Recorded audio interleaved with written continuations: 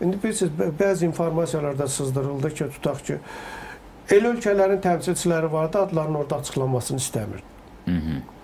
Kimlər iştirak etdilər, etmək istəmədilər, qatılmaq istəmədilər, hansı ölkələrin səfirləri və hansılar tərəddüd edirdi, onlar necə ofsaytda qaldılar, onların hamısı açıqlanıbdır. Amma elələri də vardı ki, çox yüksək səviyyədə iştirak edirdi, amma deyilməsini istəmirdi. Məsələn? Elələri də vardı ki, ümumiyyətlə göstərilmirdi.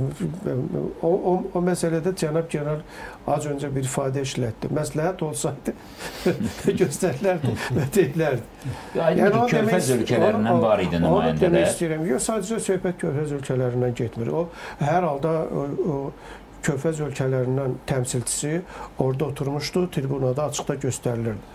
Amma yəqin ki, göstərilməyənlər də vardı. Göstərilməyən də Körfəz ölkəsidir, yoxsa Avropa ölkəsidir? O haqda mən bir şey deyə bilmərəm. Hər halda görünməyibsə, siz orada olmuşsunuz tribunada ən azından. O tribunada yüzlərlə adam vardı. Çox uzundur. Sayət mən, bax, deyirsiniz, amma axıra qədər məlumat vermədiniz. Bizdə çox ciddi narahatlıq keçdi. Yəni, nə mənada? Ya, bu xoş bir narahatlıqdır ki, əslində elə də olmalıdır Azərbaycanın həm hərbi kəşfiyyatı, həm ümumiyyətlə hərbi hissələri, həm də hərbi perspektivi.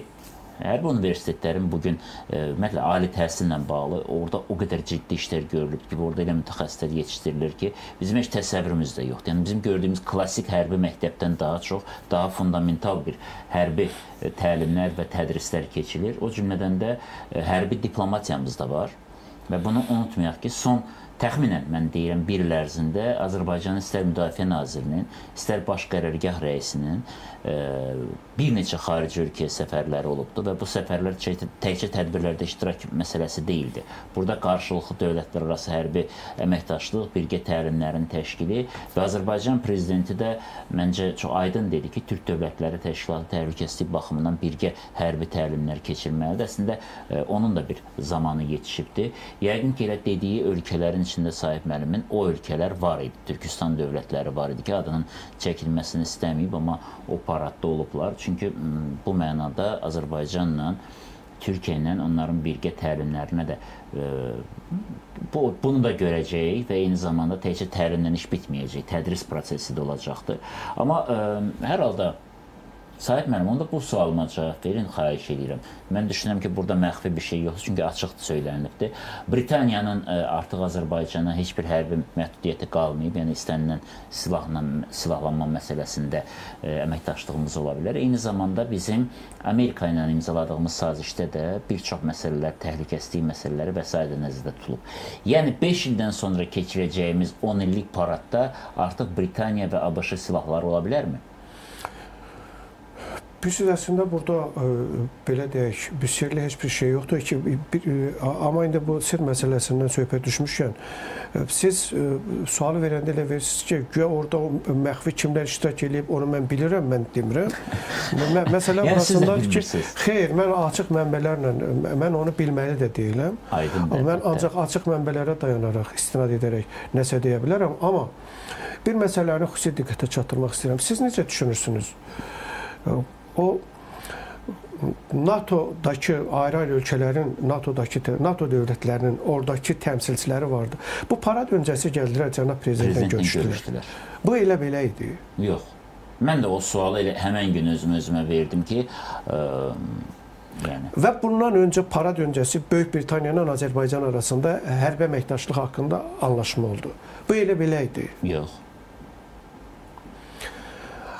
Yəni ona görə mən bütövdə deyirəm ki, bu parad sadəcə regional əhəmiyyətli bir parad deyildi. Bu çox qlobal əhəmiyyətli və üzərinə qlobal diqqət çəkən bir parad idi. Ona görə mən bu məsələni vurğuluyordum.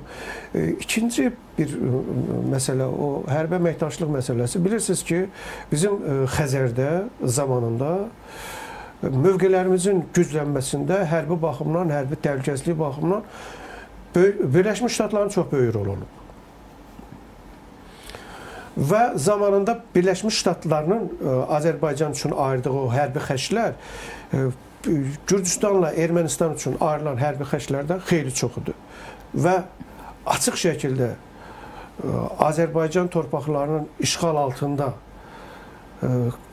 qalmasına göz yumula, digər tərəfdə Xəzərdə bizim mövqelərimizin güclənməsinə Birləşmiş Ştatlar çox böyük maliyyə sərf edirdi. Söhbət 100 milyon üzərində bir maliyyədən söhbət gedir və çox qabaqcıl texnikalar gətirirdi. İndən sonra siz bilirsiniz ki, cənab Trumpın elə orada, cənab prezidentlə oradakı görüşündə, orada açıq şəkildə, birinci oradakı görüşdə vurğulandı ki, hərbi əməkdaşlıq məsələsi, hərbi texniki əməkdaşlıq məsələsi iki ölkə arasında diqqət mərkəzindədir. Və bilirsiniz ki, biz Amerika Birləşmiş Ştatlarının strateji tərəfdaşlıq haqqında bir anlaşma üzərində işləyirik.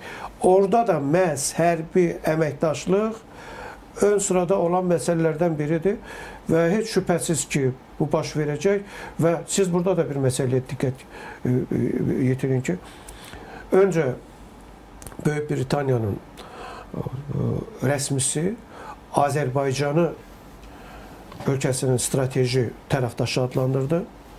Sonra Böyük Britaniya parlamentində çıxışında Azərbaycan və Ermənistanı strateji tərəfdaşı adlandırdı və hər iki ölkəyə o satışına qadağa qoyulan, o silah satışına qadağa qoyulmuş, onun aradan qaldırıldığı deyildi.